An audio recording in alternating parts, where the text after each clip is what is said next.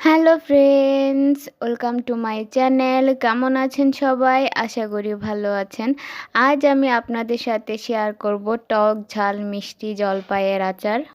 আজ পর্যন্ত যত জলপাইয়ের আচার খেয়েছি, আমার হাতের সবথেকে বেস্ট জলপাইয়ের আচার হলো এটা। তেল ছাড়া, চিনি ছাড়া, রোদে দেওয়ার ঝামেলা ছাড়া সবথেকে সহজ জলপাইয়ের আচার রেসিপি আজ আমি আপনাদের সাথে শেয়ার করব। আপনারা যদি আমার এই জলপাইয়ের আচারটি একবার শিখে যান, তাহলে আমার মনে হয় আপনারা আর অন্যভাবে জলপাইয়ের আচার তৈরি করতে চাইবেন না।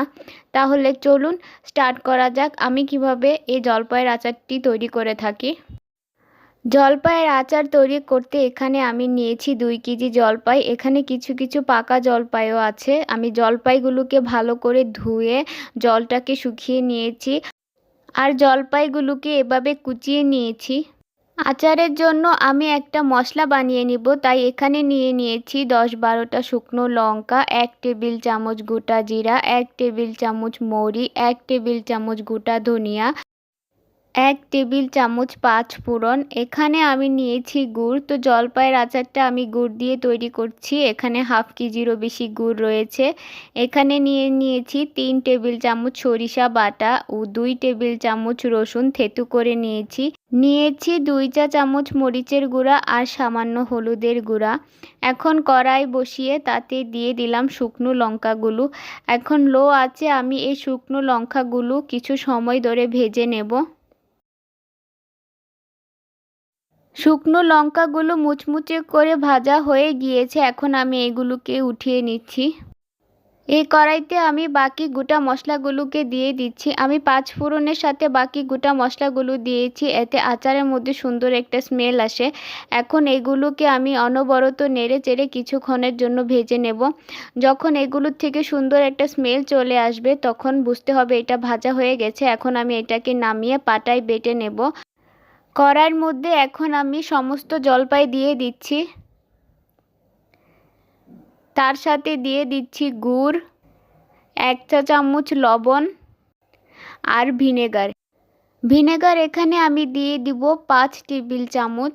এখন এই সবগুলোকে আমি ভালো করে নেড়ে চেড়ে মিশিয়ে ঢাকনা দিয়ে ঢেকে দেব। এই পর্যায়ে চুলার আঁচটাকে কমিয়ে রাখবো যাতে গুড়টা গলে যায়। কিছুক্ষণ পর আমি ঢাকনাটা উঠিয়ে নিলাম। তো দেখতেই পাচ্ছেন গুড়টা গলে গিয়েছে আর জলপাইয়ের থেকেও কিছুটা জল উঠেছে। এখন আমি এর মধ্যে দিয়ে দিব মশলাগুলো। এখানে যে মশলাগুলো আমি রেখেছিলাম, মরিচের গুঁড়া, হলুদের গুঁড়া, সরিষা বাটা, তারপর রসুন থেতু করে রেখেছিলাম, আর যে মশলাগুলোকে আমি আধ ভাঙ্গা করে গুঁড়ো করে রেখেছিলাম তার থেকে 2 চামচ এখানে আমি দিয়ে দিচ্ছি। এখন আমি এইগুলোকে ভালো করে নেড়ে চেড়ে মিশিয়ে আবারও ঢাকনা দিয়ে ঢেকে দেব কিছুক্ষণের জন্য।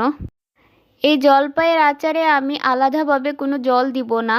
জলপাইয়ের থেকে যতটুকু জল উঠবে আর গুড় থেকে যতটুকু জল উঠবে, এই জল দিয়েই এই আচারটা তৈরি হয়ে যাবে। আমার এখানে যেহেতু কিছু পাকা জলপাই আছে, তাই এই পাকা জলপাইগুলো একটু ভেঙে গিয়েছে আর বাকি জলপাইগুলো আস্ত আছে। আপনারা যদি সবগুলো আস্ত জলপাই নেন, তাহলে আপনাদের জলপাইগুলো ভাঙবে না। চুলার আঁচটাকে লো টু মিডিয়ামে রেখে আমি জলপাইয়ের আচারটা করে নিচ্ছি। তো আমার জলপাইয়ের আচারটা প্রায় রেডি হয়ে গেছে। এখন আমি সবশেষে যে বাকি মশলাটা ছিল সে মশলাটা দিয়ে দিচ্ছি এবং আচারের সাথে ভালো করে নেড়ে চেড়ে মিশিয়ে দিচ্ছি। তো আচারটা একদম রেডি। এখন আমি গ্যাসের ফ্লেমটাকে অফ করে দিলাম। তো আচারটা যখন একেবারে ঠান্ডা হয়ে যাবে, তখন আপনারা এটাকে এয়ারটাইট বক্স নয়তো কাচের জারে রেখে সংরক্ষণ করতে পারবেন। জলপাইয়ের এই টক ঝাল মিষ্টি আচারটি যেমন ঝটপট তৈরি করা যায়, তেমন খেতেও অসাধারণ হয়ে থাকে। আমার আজকের এই জলপাইয়ের আচার রেসিপিটা আপনাদের কেমন লেগেছে অবশ্যই আমাকে কমেন্ট বক্সে জানাবেন। ভিডিওটি ভালো লাগলে ভিডিওতে একটি লাইক দিবেন। আমার চ্যানেলে নতুন হয়ে থাকলে চ্যানেলটিকে সাবস্ক্রাইব করে আমার পাশে থাকবেন। আজকে এই পর্যন্তই। সবাই ভালো থাকবেন, সুস্থ থাকবেন।